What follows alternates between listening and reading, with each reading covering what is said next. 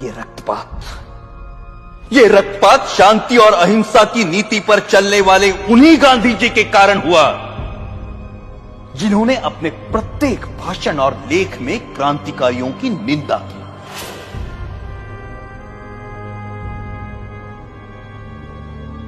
जब गांधी जी के प्रचंड विरोध के बावजूद भी मार्च 1931 के वार्षिक अधिवेशन में कांग्रेस ने भगत सिंह के साहस की प्रशंसा में प्रस्ताव पारित किया, तब गांधी जी अपनी इस पराजय को नहीं भूले और कुछ महीने भीतर जब मुंबई के गवर्नर पर गोली चली तो गांधी जी ने उसका कारण भगत सिंह की प्रशंसा में पारित इस प्रस्ताव को ही बताया। सुभाष चंद्र बोस ने गांधी जी के इस कथन का विरोध किया। परिणाम स्वरूप गांधी जी सुभाष बोस को भी अपना शत्रु समझने लगे। Our struggle is no doubt a non-violent struggle, but even a non-violent struggle demands an army, an organization, and a machinery. और उनका कांग्रेस अध्यक्ष चुने जाने पर गांधी जी ने कहा कि सुभाष की जीत गांधी की हार है। जब तक उन्हें कांग्रेस अध्यक्ष की गद्दी से नहीं उतारा गया तब तक उनका क्रोध शांत नहीं हुआ। जो लोग कहते हैं कि मात्र गांधी जी के परिश्रम से हमें आजादी मिली, वो एक झूठा इतिहास लिखना चाहते हैं। जब तक देशभक्त क्रांतिकारियों के बलिदान को अंधेरे में रखा जाएगा तब तक हमारी आने वाली पीढ़ियां इतिहास के सवेरे से वंचित रहेंगी। Order order. 1947 की सर्दियों में हिंदू मुस्लिम एकता के लिए गांधी जी ने जो आमरण अनशन रखा था, उसे तोड़ने के लिए जो पहली शर्त उन्होंने रखी थी वो ये थी कि दिल्ली की मस्जिदों में शरण लिए हुए हिंदू और सिख शरणार्थियों को मस्जिदों से बाहर निकाला जाए और मस्जिदें मुसलमानों को सौंप दी जाए। सरकार गांधी के अनशन के सामने घुटने टेकने पर मजबूर हुई और जिस दिन गांधी जी ने अनशन तोड़ा उस दिन वर्षा भी हो रही थी। उस असाधारण सर्दी में अच्छे घरों में रहने वाले लोग भी कांप रहे थे, परंतु उन निराश्रितों के ठिठुरते हुए कुटुंब के कुटुंब मस्जिदों से बलपूर्वक बाहर निकाले गए। जिस दिन यह घटना घटी संयोगवश मैं दिल्ली में ही था और मैंने अपनी आंखों से गांधी जी की जिद को पूरा होते हुए देखा। कड़ाके की सर्दी और वर्षा में कपकपाते हुए वो लोग बिरला हाउस पहुंचे। वहां उन्होंने नारे लगाए, गांधी जी हमें शरण दो, गांधी जी हमें शरण दो। परंतु उस भव्य भवन में रह रहे गांधी जी तक उन निराश्रितों की पुकार नहीं पहुंची। यह मर्मस्पर्शी दृश्य जिसे देखकर कठोर से कठोर मनुष्य का हृदय भी द्रवित हो जाए, मैंने स्वयं अपनी आंखों से देखा है। क्या उन निराश्रितों ने अपनी मर्जी से उन मस्जिदों में डेरे डाले थे? क्या गांधी जी को उन विषम परिस्थितियों की कल्पना नहीं थी जिनसे बाध्य होकर वो बदनसीब उन मस्जिदों में शरण लेने को मजबूर हुए थे? यदि उन मस्जिदों को खाली कराया जाना उचित था तो पाकिस्तान के मंदिर खाली कराकर हिंदुओं को सौंपने की मांग गांधी जी ने क्यों नहीं रखी? यदि वो ऐसा करते तभी यह सिद्ध होता कि गांधी जी निष्पक्षता से हिंदू मुस्लिम एकता के इच्छुक थे। परंतु गांधी जी ने पाकिस्तान और वहां के मुसलमानों के सामने अपना अनशन खोलने के लिए एक भी शर्त नहीं रखी, क्योंकि अपने अनुभव से उन्हें मालूम था कि उनके अनशन का जिन्ना और उनके अनुयायियों पर कोई असर नहीं पड़ता। गांधी जी ने अपने अनशन से भारत सरकार द्वारा पाकिस्तान सरकार को 55 करोड़ रुपए ना देने के निर्णय को भी पलटवाया, जबकि उन्हें भली भांति पता था कि इस रकम का प्रयोग पाकिस्तान भारत के विरुद्ध चल रहे युद्ध में अपनी विजय के लिए करेगा। वो अनेकों बार जिन्ना से मिलने गए और सदा उन्हें जिन्ना भाई अथवा कायदे आजम कहकर संबोधित किया। लेकिन एक भी ऐसा अवसर नहीं आया जब जिन्ना ने उनसे सहयोग की इच्छा प्रकट की हो। गांधी जी की जिस आध्यात्मिक शक्ति और अहिंसा की महिमा का सब जय जयकार करते हैं, वो जिन्ना की दृढ़ता के सामने नपुंसक सिद्ध हुई। जब गांधी जी को यह दिखाई दे चुका था कि वो अपनी आध्यात्मिक शक्ति से जिन्ना को प्रभावित नहीं कर सकते, तो उन्हें अपनी नीति का पुनर्मूल्यांकन करते हुए किसी दूसरे नेता को जिन्ना और मुस्लिम लीग से निपटने का कार्य सौंप देना चाहिए था। परंतु व्यक्तिगत महत्वाकांक्षा राष्ट्रहित पर इतनी भारी पड़ी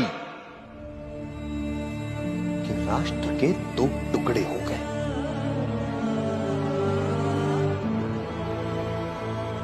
हमारे त्यागी और दूरदर्शी नेताओं ने संपूर्ण भारत की स्वाधीनता के लिए स्वतंत्रता संग्राम में भाग लिया था, परंतु देश के विभाजन से वो संयुक्त राष्ट्रीय प्रयास विफल हो गया।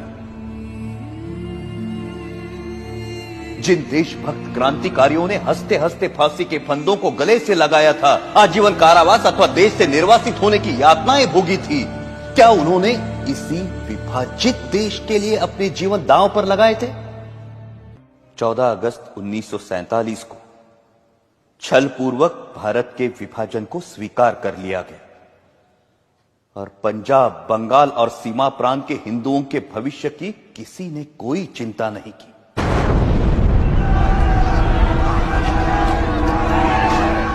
करोड़ों हिंदुओं को मुसलमानों की दया पर छोड़कर गांधी जी कहते रहे कि हिंदुओं को पाकिस्तान छोड़कर भारत पलायन नहीं करना चाहिए।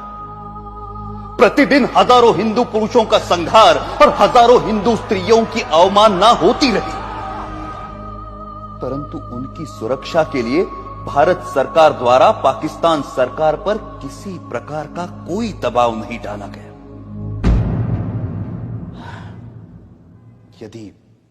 यदि समाचार पत्र पाकिस्तान में हिंदुओं पर हो रहे अत्याचार के संबंध में कुछ लिख देते तो उसका अर्थ यह लिया जाता है कि समाचार पत्र हिंदू और मुसलमानों में मतभेद फैलाने का काम कर रहे हैं और उन पर प्रेस इमरजेंसी एक्ट की धाराएं लागू कर दी जाती हैं। पाकिस्तान में हिंदुओं पर हो रहे अत्याचारों के विषय में गांधी जी ने कभी एक शब्द भी नहीं कहा।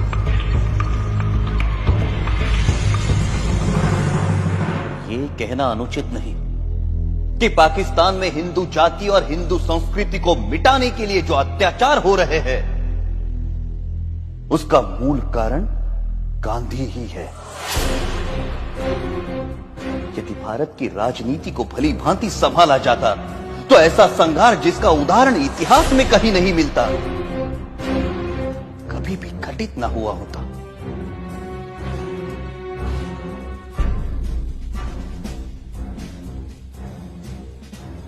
गांधी जी सदा सत्य और अहिंसा के नारे लगवाते रहे। कोई भी समझदार व्यक्ति इन नारों को बुरा नहीं कह सकता, परंतु यह आशा करना कि जीवन सदैव ऐसे उच्च आदर्शों के अनुसार चलेगा, एक दिवा स्वप्न है। वास्तव मुझे स्पष्ट दिखाई देता था कि यदि मैंने गांधी जी का वध किया, मैं जड़ मूल से नष्ट कर दिया जाऊंगा।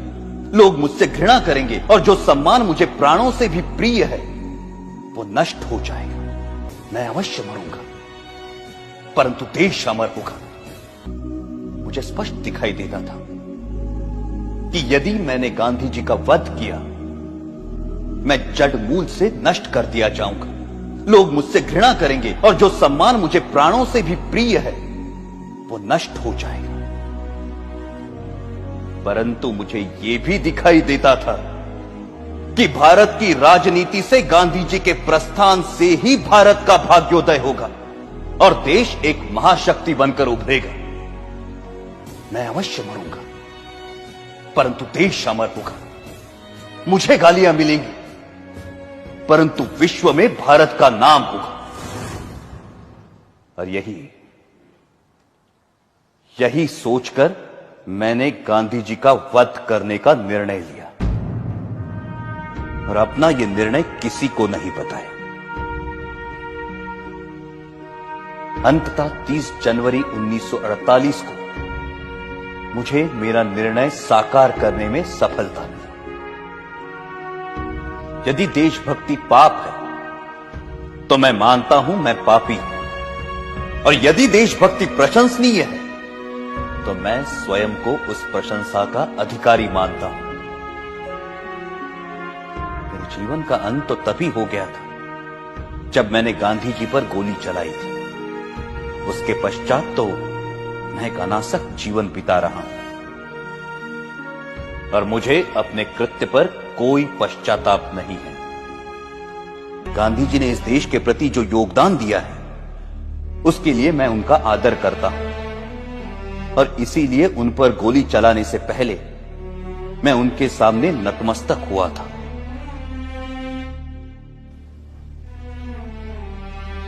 मेरी ना किसी से कोई दुश्मनी है और ना किसी के प्रति कोई दुर्भावना। आप मेरे बयान को जिस प्रकार देखना चाहे देखें, और अपनी भावना के वशीभूत जो कार्य मैंने किया है उसका जो दंड मुझे देना चाहे दे। मैं किसी प्रकार की कोई दया नहीं चाहता। मैं ये भी नहीं चाहता कि मेरी ओर से कोई दया की याचना थी। इस अभियोग में मेरे साथ कई लोगों को षड्यंत्रकारियों के रूप में शामिल किया गया है। इस बारे में मैं पहले भी कह चुका हूं कि इस कार्य में मेरा कोई साथी नहीं है, और केवल मैं ही इसका उत्तरदायी हूं। अंत में मैं ये कहना चाहता हूं कि जो वक्तव्य मैंने दिया है वो सत्य और शुद्ध है। इसमें प्रस्तुत प्रत्येक बात संदर्भ ग्रंथों को देखकर तैयार की गई है। मैंने ये लंबा वक्तव्य इसलिए नहीं दिया कि लोग मेरे कार्य को सराहें, बल्कि इसलिए दिया है कि लोग मेरे विचारों को भली भांति जान जाएं और किसी के मस्तिष्क में कोई भ्रांत धारणा न रहे। भगवान करे हमारा देश फिर अखंड हो और भारतीय उन विचारों का त्याग करे जो अत्याचारी के आगे झुकने की प्रेरणा देते हैं। यह सत्य है कि मैंने सैकड़ों लोगों के बीच दिन के समय गांधी जी पर गोलियां चलाई, परंतु मैंने भागने का प्रयत्न नहीं किया और ना ही स्वयं पर गोली चलाई। मैंने कानून के सामने आत्मसमर्पण किया, क्योंकि मैं अपने विचारों को खुली अदालत में प्रकट करना चाहता था।